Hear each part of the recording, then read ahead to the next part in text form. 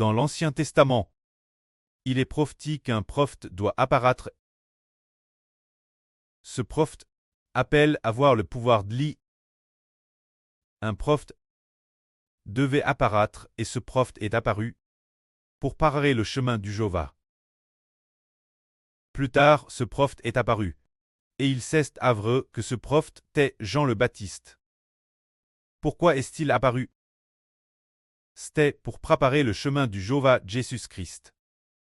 Alors, puisque ce prophète est appelé le Baptiste, Jean, cela signifie que les gens devaient recevoir son baptême.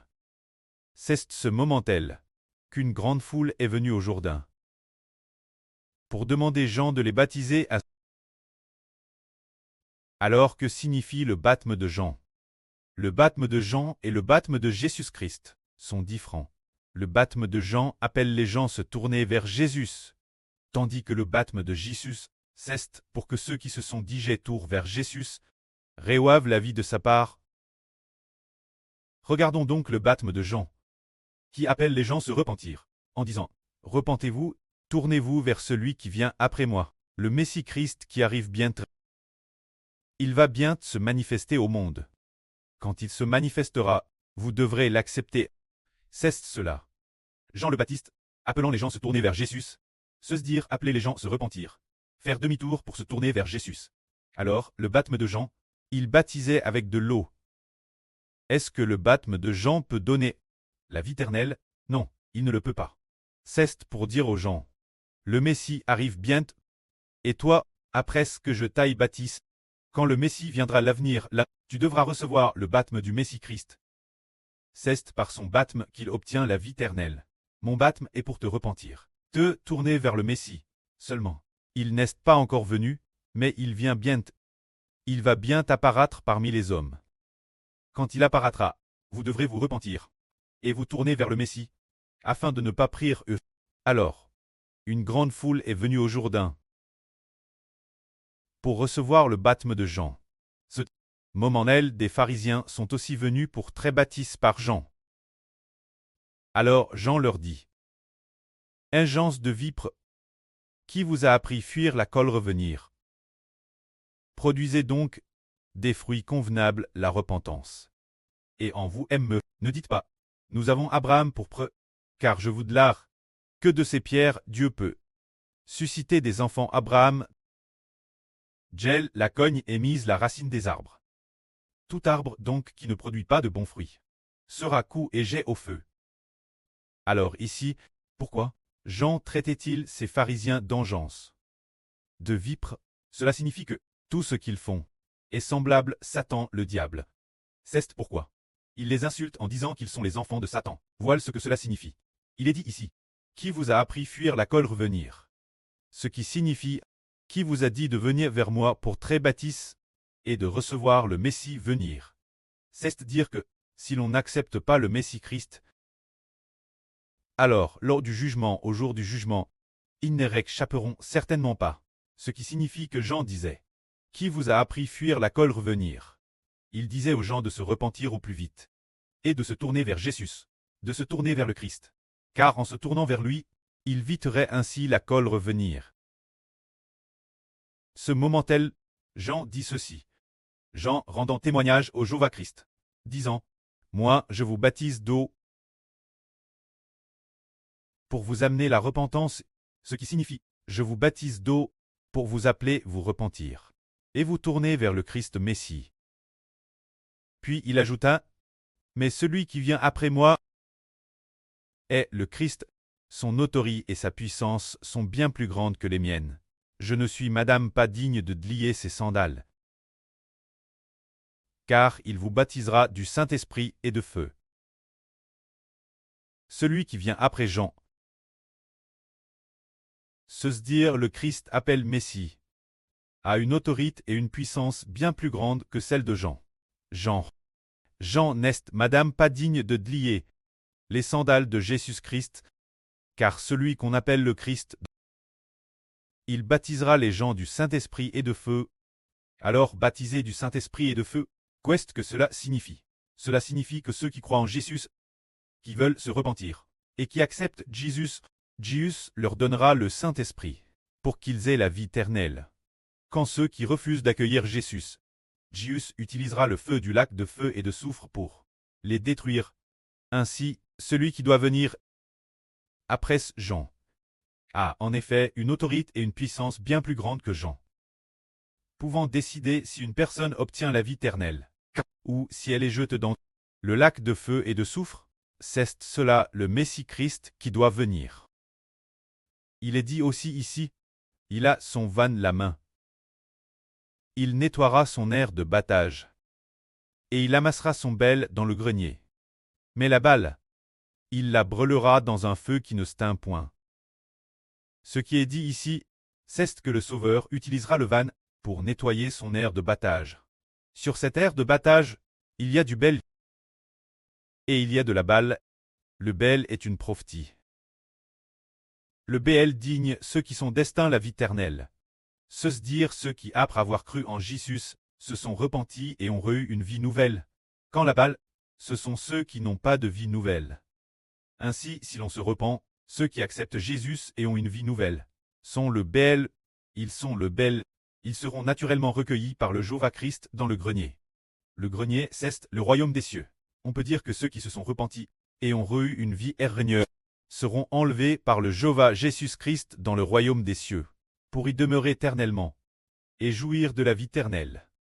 Si l'on n'a pas cette vie nouvelle venant du Christ, si l'on est comme la balle, alors le Jéhovah Jésus-Christ le détruira par le lac de feu et de soufre. C'est cela baptiser les gens de feu. C'est ainsi que celui-ci, celui qui doit venir, est celui qui peut baptiser du Saint-Esprit. Et aussi détruire les hommes par le lac de feu et de soufre. Le Christ, celui-ci est appel, le Messie appelle. Le Christ de l'Évangile, il est la foi majestueux et miséricordieux envers ceux qui refusent de l'accueillir. Sa majesté va détruire par le feu. Sa miséricorde est pour ceux qui veulent l'accueillir. Jésus fut crucifié. Son sang, pour racheter les PHS de ceux qui accueillent Jésus. Racheter tous leurs PHS, et les baptiser du Saint-Esprit. Pour leur donner une vie ingénieure, c'est ainsi que le baptême de Jean a préparé le chemin pour le Jéhovah Jésus-Christ. Le processus de préparation du chemin, son cure est de baptiser les gens. Pour qu'ils se repentent. Et se tournent vers le Christ qui vient après Jean. Si ceux qui ont accepté le témoignage de Jean, finalement, ont tous suivi Jésus, tout comme les disciples de Jean. Ces disciples, ceux qui avaient eu le baptême de Jean, plus tard quand le Jéhovah-Christ est apparu, ils se sont tous tournés vers le Jéhovah-Christ, pour recevoir de lui le baptême du Saint-Esprit. Si le baptême de Jean est un baptême d'eau, alors qu'en est-il du baptême de Jésus?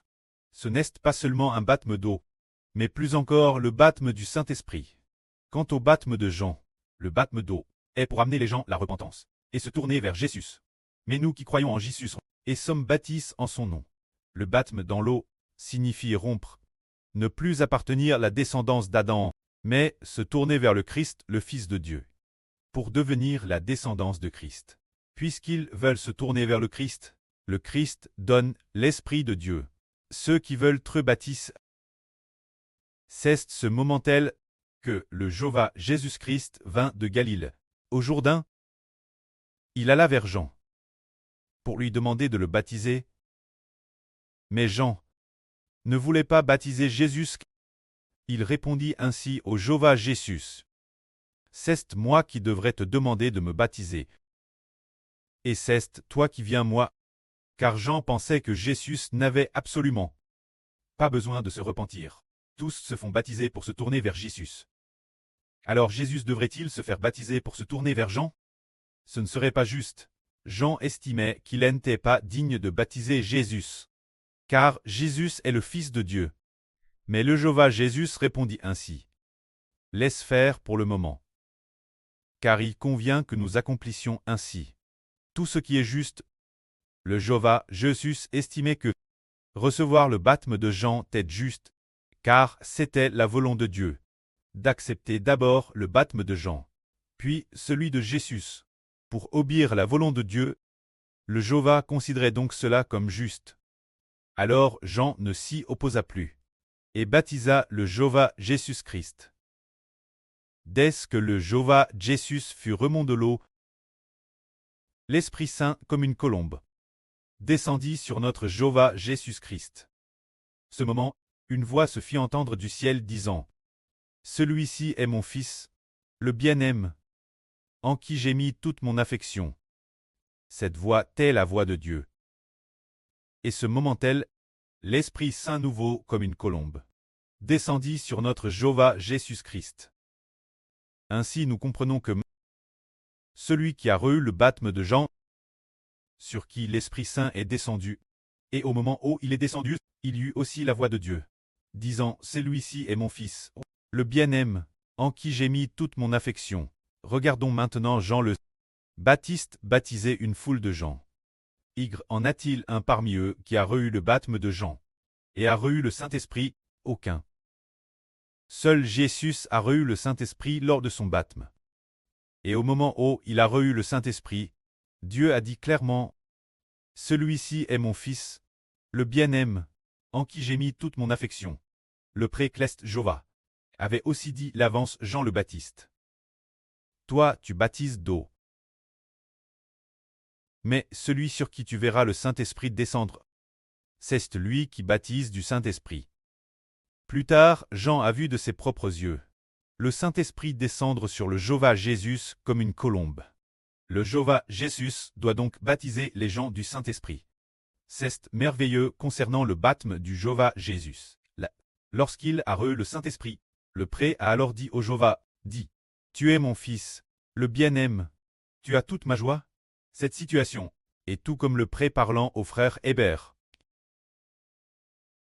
Quand le prêtre appart au Jéhovah, le Saint-Esprit est descendu sur le Jéhovah comme une colombe. Quand le prêtre appart au frère Hébert, le Saint-Esprit était comme une immense force incomparable, remplissant le cœur du frère Hébert. Ce soir, le prêtre a dit ceci : L'Éternel Dieu est ton preux. L'Éternel Dieu est ton preux. L'Éternel Dieu est ton preux. Alors que le prêtre répétait sans cesse cette phrase, après l'avoir dite plus de 10 fois, et quand la voix fut forte comme le tonnerre, une force d'une grande puissance, et entre dans le cœur du frère Hébert. C'est le moment où le frère Hébert a reçu le Saint-Esprit. Il y avait une force immense. Tout comme le Jéhovah, Jean a dit, le prêtre a dit Jean, celui sur qui tu verras le Saint-Esprit descendre. C'est lui qui baptise du Saint-Esprit. Alors le Jéhovah Christ baptise du Saint-Esprit. Le frère Hébert a vu le Saint-Esprit remplir aussi Hébert. Le frère Hébert doit aussi, par le Saint-Esprit, baptiser toute l'humanité. Que la gloire soit au preux et au Jéhovah. Amen.